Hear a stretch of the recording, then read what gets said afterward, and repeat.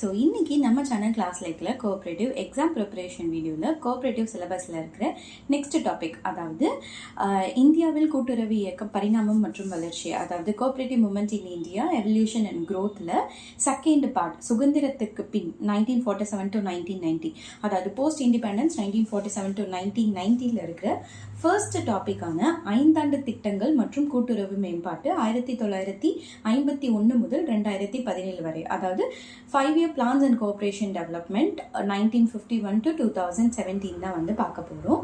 So வீடியோக்குள்ளே போகிறதுக்கு முன்னாடி நம்ம சேனலை ஃபர்ஸ்ட் டைம் பார்க்குறீங்க அப்படின்னா மறக்காமல் சப்ஸ்கிரைப் பண்ணிக்கோங்க. அண்ட் நம்ம சேனலில் கோஆப்ரேட்டிவ் எக்ஸாம் ப்ரிப்பரேஷனுக்காக ஒரு குரூப் கிரியேட் பண்ணியிருக்கோம். அந்த குரூப்போட லிங்க் வந்து கீழே டிஸ்கிரிப்ஷன் பாக்ஸில் தரேன். ஸோ அதிலையும் வந்து ஜாயின் பண்ணிக்கோங்க. அண்ட் நம்ம கிளாஸ் லைக் சேனலில் கோஆப்ரேட்டிவ் எக்ஸாம்ஸ்க்கான டெஸ்ட் பேட்ச் வந்து போட்டிருக்கோம். அந்த டெஸ்ட் பேட்ச் பற்றின வீடியோ டீட்டெயில்ஸ் வந்து ஒரு வீடியோவை போஸ்ட் பண்ணியிருக்கேன். அந்த வீடியோட லிங்க்கும் கீழே டிஸ்கிரிப்ஷன் பாக்ஸில் தரேன். அதுலேயும் வந்து செக் பண்ணிக்கோங்க. டெஸ்ட் பேட்ச் ஜாயின் பண்ணுறவங்க ஜாயின் பண்ணிக்கலாம். ஸோ இன்னும் வந்து ஓப்பனில் தான் இருக்குது. ஓகே ஃப்ரெண்ட்ஸ், ஃபைன், வாங்க இப்போ நம்ம வீடியோக்குள்ளே போகலாம். ஸோ இன்னைக்கு போஸ்ட் இண்டிபெண்டன்ஸ், அதாவது சுதந்திரத்திற்கு பின் வந்து இருக்கிற ஃபர்ஸ்ட் டாபிக் 5 ஆண்டு திட்டங்கள் மற்றும் கூட்டுறவு மேம்பாட்டு. So 5-year plans and cooperative development தான் பார்க்க போகிறோம். ஸோ இது வந்து 5-year plan ஸ்டார்ட் பண்ணி, அதாவது 1951லேருந்து 2017 வரைக்கும் இருக்கிற 5-year plansல கோஆப்ரேட்டிவோட டெவலப்மெண்ட் என்ன அப்படின்னு சொல்லியிருப்பாங்க. இது வந்து கிட்டத்தட்ட ஒரு ரொம்ப பெரிய கான்செப்ட். ஸோ இவ்வளோ ஃபுல்லாக வந்து நம்ம எக்ஸாம் பாயிண்ட் ஆஃப் வியூவில் பார்த்தோம் அப்படின்னா இவ்வளோ ஃபுல்லான கான்செப்ட் வந்து நம்மளுக்கு தேவையில்லை. ஸோ இதில் இம்பார்ட்டன்ஸ் என்ன மாதிரியான கொஸ்டின்ஸ் இருக்குன்றது மட்டும் நான் சொல்கிறேன். நீங்கள் வந்து இந்த கான்செப்டை படிக்கணும் அப்படின்னா நம்மளோட டிசிஎம் புக் இருக்குல்ல, கூட்டுறவு கருத்தியல் மற்றும் நடைமுறை இருக்கும்ல, அந்த புக்கில் பேஜ் நம்பர் 50ல் 5 ஆண்டு திட்டங்களில் கூட்டுறவின் வளர்ச்சி அப்படின்னு சொல்லியிருக்கும். ஸோ அதுலேருந்து ஸ்டார்ட் பண்ணி பேஜ் நம்பர் 58 வரைக்கும், அது வந்து முதல் 5ஆண்டு திட்டம், 2வது 5 ஆண்டு திட்டம் அப்படின்னு சொல்லிட்டு அப்படியே லாஸ்ட் வரைக்கும் போயிருக்கும். ஸோ பேஜ் நம்பர் 58 வரைக்கும் வந்து உங்களுக்கு 5 ஆண்டு திட்டங்களில் கூட்டுறவின் வளர்ச்சி வந்து கொடுத்துருப்பாங்க. ஸோ அதை வந்து நீங்கள் ஃபுல்லாக ஒரு வாட்டி வந்து படிச்சுக்கோங்க. ஓகேங்களா? இதில் நமக்கு, அதாவது எக்ஸாம் பாயிண்ட் ஆஃப் வியூவில் என்ன இம்பார்ட்டன்ட் அப்படின்றத பார்க்கலாம். ஸோ ஃபர்ஸ்ட் வந்து இந்த 5-year plansல கோஆப்ரேட்டிவ் டெவலப்மெண்ட் என்னென்ன அப்படின்றத தான் பார்க்க போகிறோம். ஸோ கொஸ்டின்ஸ் எப்படி கேட்கலாம்னா, ஃபர்ஸ்ட் 5-year plan வந்து எந்த வருஷம் ஸ்டார்ட் பண்ணாங்க அப்படின்னு கேட்கலாம், யார் இம்ப்ளிமெண்ட் பண்ணாங்க அப்படின்னு கேட்கலாம். ஸோ ஃபர்ஸ்ட் 5-year plan வந்து 1951 to 1956. ஓகேங்களா? ஸோ இது வந்து யார் எப்போ இம்ப்ளிமெண்ட் பண்ணாங்க அப்படின்னு பார்த்தீங்கன்னா ஜவஹர்லால் நேரு வந்து இம்ப்ளிமெண்ட் பண்ணியிருப்பாங்க. ஸோ அதே மாதிரி ஃபர்ஸ்ட் 5-year பிளானோட மோட்டோ என்ன அப்படின்னு சொல்லி கேட்கலாம்.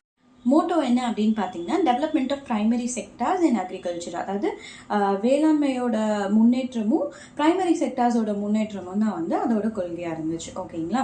ஸோ இந்த மாதிரி கொஸ்டின் கேட்கலாம். இதே வந்து எப்படி நம்மளோட எக்ஸாம் பாயிண்ட் ஆஃப் வியூ எப்படி கொஸ்டின் கேட்பாங்க அப்படின்னா, வேளாண்மை முன்னேற்றத்திற்கு எந்த 5 ஆண்டு திட்டம் வந்து இருந்துச்சு, எந்த 5 ஆண்டு திட்டம் வந்து இம்பார்ட்டன்ஸ் கொடுத்துச்சு அப்படின்னு கேட்பாங்க. நம்ம ஃபர்ஸ்ட் 5-year plan அப்படின்னு சொல்லுவோம். ஓகேங்களா? ஸோ இந்த மாதிரி கொஸ்டின் கேட்கலாம். அண்ட் இதை விட்டு வேற என்ன இம்பார்ட்டன்ட் கொஸ்டின்ஸ் நம்ம கேட்பாங்க அப்படின்னு பார்த்தீங்கன்னா, எந்த 5-year பிளான்ல வந்து நம்ம நபார்டு எஸ்டாப்ளிஷ் பண்றதுக்கான ஒரு லெட் இருந்துச்சு அப்படின்னு கேட்பாங்க. அதாவது which 5-year plan led to the establishment of NABARD அப்படின்னு சொல்லி கேட்கலாம். ஸோ எந்த 5-year plan அப்படின்னு பார்த்தீங்கன்னா 6th 5-year planல. ஓகேங்களா? ஸோ இதெல்லாம் வந்து இம்பார்ட்டன்ட் கொஸ்டின்ஸ். ஓகேங்களா? அதாவது 5-year plansல கோஆப்ரேட்டிவ் டெவலப்மெண்ட்டாக ரிலேட்டடாக இருக்கிற இம்பார்ட்டன்ட் கொஸ்டின்ஸ் இதெல்லாம் தான். ஓகேங்களா?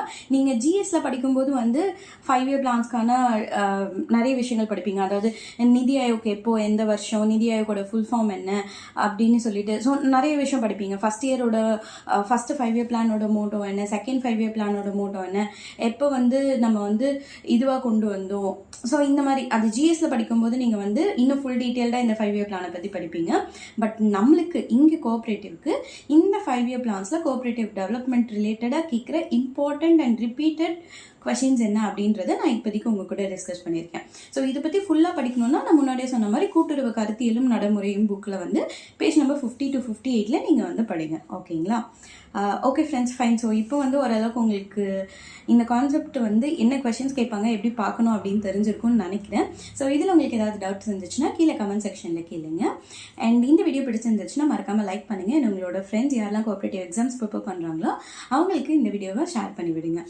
ஓகே ஃப்ரெண்ட்ஸ், தேங்க்யூ ஃபார் வாட்சிங் மை சேனல். பாய்.